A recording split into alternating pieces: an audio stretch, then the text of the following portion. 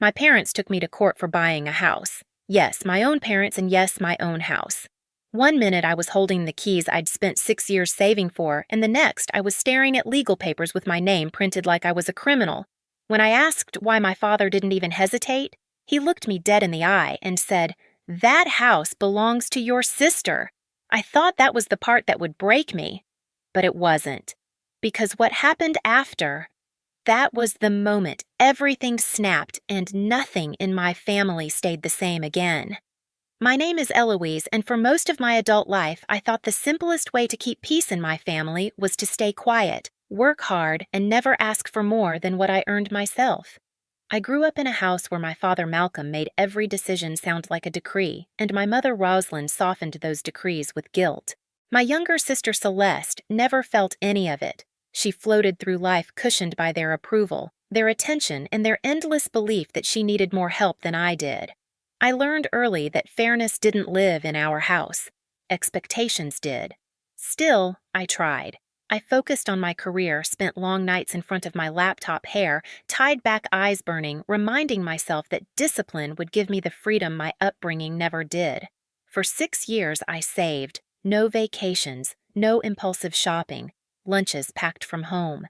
Every bonus went straight into savings. Every promotion meant another step closer to something that belonged to me. A home. My home. The night I told my family I finally had enough for a down payment, Rosalind clapped her hands like she'd been waiting her whole life to hear that news. "Oh, sweetheart, we're so proud of you," she said, lighting candles on the dining table like it was Thanksgiving. Malcolm nodded once approvingly. Smart investment. "If you do it right." I felt a flicker of pride, brief, fragile. Until Celeste leaned back in her chair, stirring her iced tea, and said, "Must be nice having that engineering salary. Some of us are still paying off grad school." Her tone wasn't joking. It never was. I tried to smile. "You're doing well at your firm. You'll get there." She didn't answer. She didn't have to. I could feel the air tighten around her resentment the same way it always did when my accomplishments brought attention she thought belonged to her. Still, I pushed forward. I toured homes on weekends, drove through quiet neighborhoods after work, picturing a life where no one could rewrite my choices. When I finally found a 2-story place tucked on a calm street at the edge of the city, I knew. It wasn't glamorous, it wasn't perfect, but it felt like mine. Signing the papers felt surreal. A breath I'd held for years finally releasing. What I didn't know was that this house, the one I earned, was also the spark that would burn every illusion I had left about what my family really was. 3 days after closing on my house, I was sitting on my new living room floor, surrounded by half-opened boxes, when my phone buzzed nonstop. At first, I ignored it. I was tired, sweaty, still holding a screwdriver in one hand. But when Mara's name flashed with the message, "You need to see this right now," something in my stomach tightened. She sent a screenshot. It was Celeste's social media post, public dramatic dripping with self-pity. "When your sister uses the money Grandma meant for your first home and buys one for herself instead." Hundreds of likes. Comments full of strangers calling me greedy, selfish, unbelievable. My throat closed. I read it again, slower, as if maybe I'd misunderstood. But no, she was accusing me of stealing money that never existed. Money neither Grandma nor our family had ever assigned to her. Before I could even call Mara, the phone rang again. "Dad." I hesitated, then answered. "Hello." Malcolm's voice was flat official even. "Eloise, we need to discuss the situation with the house." I stood still. "What situation?" Rosalind's voice floated in from the background. "Sweetheart, you know what this is about." "No," I said. "I don't." Malcolm exhaled sharply like I was wasting his time. "Your mother and I have spoken with an attorney. The funds designated for Celeste's future home were meant to go to her. You knew that." My heart slammed so hard I felt it in my wrists. "What are you talking about?" "There was never any designated money. I bought this house with my own savings. I can show every deposit." Silence. Then Malcolm delivered the line that split my reality in two. "That house belongs to your sister." I sank onto the nearest stair. "Dad." This is insane. There is no agreement. No fund. No, you're being difficult, he snapped. Your sister needs that house more than you do. She's been planning for it, and now you've taken it out from under her. She never told me she wanted this house. It doesn't matter, he said. We'll be filing in court tomorrow. My hand shook so hard I nearly dropped the phone. You're taking me to court, Rosalind chimed in, voice thick with disappointment. We just want to make things right for your sister. She deserves this. You can buy another one. Another one. As if 6 years of sacrifice could be repeated like picking up milk. The call ended without a goodbye. I sat in the dim hallway of my new home, the walls echoing with betrayal I hadn't expected in my worst nightmares. My parents weren't confused. They weren't mistaken. They were choosing a side, and it wasn't mine. That night, Mara came over with takeout and a look that told me she already knew the whole story. You're not crazy, she said quietly. They're trying to take your house. Behind her, Ashton stepped into the doorway. I hadn't realized he'd come too. He folded his arms. Eloise, you need to prepare yourself. They're not bluffing. Your family is getting ready to start a legal war. I didn't sleep that night. I sat at Mara's kitchen counter with a mug of cold tea, staring at nothing while her apartment hummed around me. The shock hadn't worn off. It had settled into something heavier, something that made my chest feel too tight. Mara sat across from me, elbows on the counter. You're staying here, she said firmly. You shouldn't be alone in that house right now. I didn't argue. I couldn't. The next morning, Ashton returned with a folder tucked under his arm. I made some calls, he said, sliding it toward me. You need a specialist, someone who deals with inheritance disputes and property claims. Vivian Hale is the best I know. I blinked at him. Inheritance. There is no inheritance issue. He gave a humorless smile. Your parents are trying to create one. Vivian met us that same afternoon in her office overlooking the city glass walls, soft lighting, everything sharp and composed like her.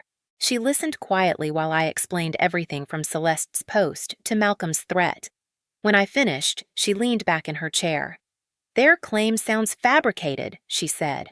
But weak cases can still create damage if not handled properly. We'll need statements, payment records, anything showing your house was bought strictly from earned income. I have all of it, I said. Every transfer, every savings log. Good. Vivian tapped her pen. Now, we need witness accounts. Who knew the inheritance was split equally? My breath steadied for the first time in hours. My Uncle Raymond and my Aunt Miriam. Contact them, she said. We need their statements as soon as possible. Raymond answered on the second ring. Eloise, sweetheart. I heard something was going on. When I told him, he didn't even hesitate. Your grandmother would be furious, he said. I'll sign whatever you need.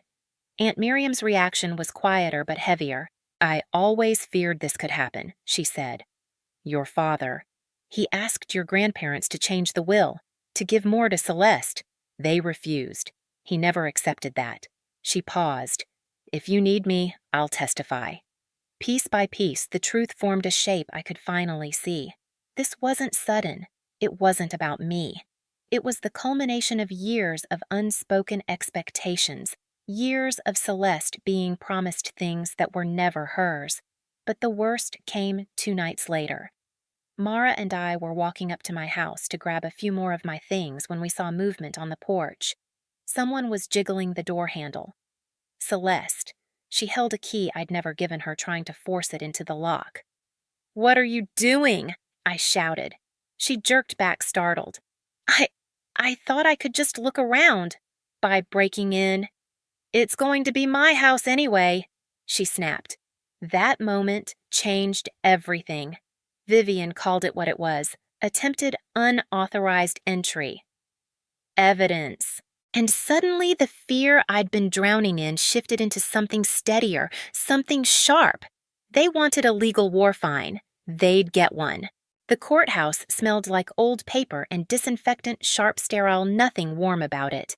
As I walked down the hallway beside Vivian, I felt every beat of my heart like it was echoing off the walls. My palms were cold, my breath uneven. I wasn't scared of losing the house anymore. I was scared of facing the people who raised me and realizing they weren't the same people in my memories. Malcolm, Rosalind, and Celeste were already seated at the plaintiff's table when we entered. Malcolm straightened his shoulders the second he saw me, as if preparing for battle. Rosalind looked away. Celeste stared at me with a mix of entitlement and simmering resentment, like I was the one who had betrayed her. Vivian touched my arm gently. "Stay steady. Remember, we aren't here to fight feelings. We're here to present facts." When Judge Evelyn Carter entered the room, fell silent instantly. She had the kind of presence that made you sit up straighter without thinking. Confident, composed, done with nonsense before it even started. "Let's begin," she said. Bernard Langford, my parents' lawyer, rose first. "Your Honor, this case concerns a verbal family agreement regarding inheritance distribution, an agreement that Miss Eloise violated when she purchased a property using funds intended for her sister Celeste." Verbal agreement. My stomach twisted. He continued. "Our position is that the house Miss Eloise acquired was meant for Celeste as per long-standing discussions within the family."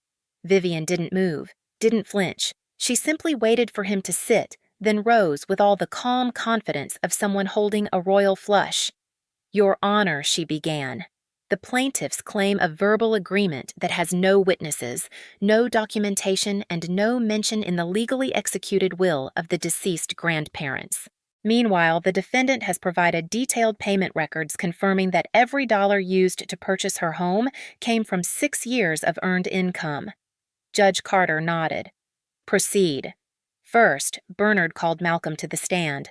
My father took a breath and faced the courtroom like a man finally getting the respect he believed he deserved. "My mother always wanted Celeste to have help buying her first home," he said. "It was understood. Eloise knew this." I clenched my jaw. Vivian placed a hand on my arm, grounding me. Bernard's next witness was Rosalind. Her voice trembled just enough to seem sympathetic. "We aren't trying to hurt Eloise," she said softly. "We just want what was promised to Celeste. Promised." Another word with no backbone. Then Celeste was called. She smoothed her skirt and gave a shaky breath, performative, careful.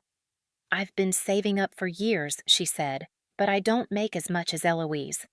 I thought she understood the house was meant for me." Bernard put a comforting hand on her shoulder as she stepped down. Of course he did. Then it was Vivian's turn. She stood spine straight, eyes sharp. "Your Honor, we would like to call our first witness, Raymond Hale." Uncle Raymond entered the room with the steady dignity of a man who had nothing to prove. He took the stand and spoke clearly. The will was split evenly. No conditions, no special promises. I was in the room when it was read. Bernard tried to challenge him, but Raymond didn't budge. Next came Aunt Miriam. She moved slowly, but her voice was firm. "Malcolm asked our parents to change the will to give Celeste more," she said. "They refused. They believed in fairness." The courtroom went still. Rosalind looked down. Malcolm's jaw tightened. Vivian thanked Miriam gently before calling me to the stand. As I sat, the microphone felt too close, too loud, but speaking the truth felt like oxygen. "I saved for 6 years," I said. "I can account for every dollar." No inheritance money was used. Vivian handed the judge a neatly organized packet. "These are the statements documenting 6 years of deposits, payroll, income, and savings transfers." Judge Carter flipped through the pages with a keen eye. "Noted." Then Vivian said, "Your Honor, we have one more matter to address. 2 nights before mediation, Celeste attempted to enter the defendant's property using a key that did not belong to her." Celeste's head snapped up. "I wasn't breaking in, I just wanted to look." Vivian didn't even look at her. "A neighbor recorded the attempt and called the police. We have the report here." She handed it up. "The defendant did not pursue charges, but it demonstrates a belief held by the plaintiffs that they were entitled to the house regardless of legal ownership." Bernard stumbled. That has nothing to do with it has everything to do with entitlement," Vivian said calmly. "And the core of this case." Judge Carter held up a hand. "Enough." The courtroom stilled under her gaze. "I've reviewed the materials," she said. "The will was equal. There is no evidence of any financial arrangement assigning funds specifically to Celeste, and the defendant's purchase was made entirely from her own earnings." She paused, letting the air thicken. As for the attempted entry, that escalation is deeply concerning. Celeste's face blanched.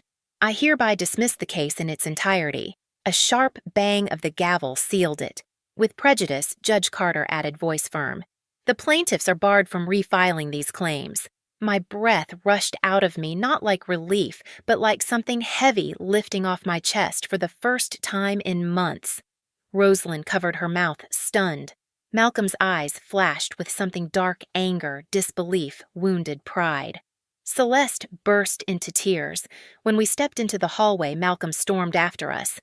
"This isn't over," he barked. "We're still family." I turned to face him fully for the first time. Family doesn't take each other to court over lies. Family doesn't try to steal what someone else worked for. You chose this. Rosalind reached for my hand. I stepped back.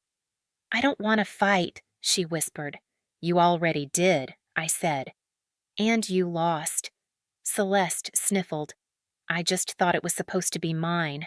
"It never was," I said softly. "But you never wanted the truth. You wanted whatever you were promised." For the first time, she looked uncertain, almost small. Vivian stepped beside me. "We're done here," she said calmly. And we were. As we walked away, I didn't feel triumphant. I felt steady, whole, free. They didn't expect my response, but they felt it. When I got home that evening, the sun was sinking behind the rooftops, washing the street in a soft orange glow. For the first time in months, the sight of my own front door didn't make my stomach twist. I unlocked it, stepped inside, and let the quiet settle over me like a blanket. No tension, no fear, no one trying to rewrite what belonged to me. Mara arrived first, carrying takeout and grinning like I'd just won a championship. "You did it," she said, pulling me into a tight hug. Ashton followed with a bottle of sparkling cider. Not many people walk into a courtroom against their entire family and walk out standing taller. Vivian came last, composed as always, but her smile was warmer than I'd ever seen. "Justice doesn't fix everything," she said softly, "but it does give you room to breathe." Raymond called to say he and Miriam were proud. They reminded me that my grandparents believed in fairness, always had. Tonight, I finally felt connected to that belief, not just by blood, but by choice. I walked through my living room, touched the smooth edge of the newly refinished table, opened my windows to let in the night air. This house felt different now, not just a purchase, not just an address in the city. It felt like mine again, fully, unquestionably mine. Standing in my doorway that night, I realized something simple and steady: family isn't defined by blood or tradition or the people who claim they know what's best for you. It's defined by the ones who stand beside you when everything breaks. I didn't win just a case. I won my life back, my home, my boundaries, my voice. If you've ever had to fight for what's yours or stand up to people who tried to rewrite your story, you're not alone. Tell me where you're listening from. Share your thoughts and subscribe for more stories like this.